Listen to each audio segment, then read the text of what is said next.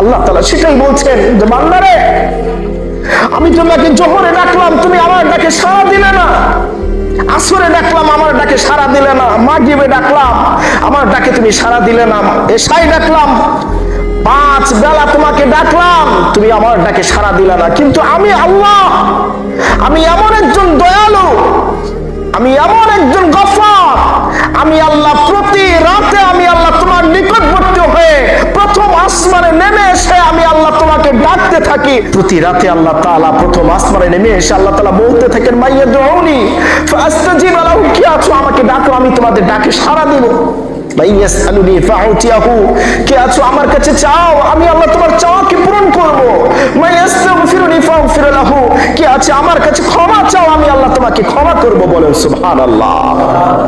আল্লাহ তাআলা প্রতি রাতে আপনার কাছে আসেন, প্রথম আসমানে নেমে আসেন, আপনার নিকটবর্তী হয় প্রতি রাতে।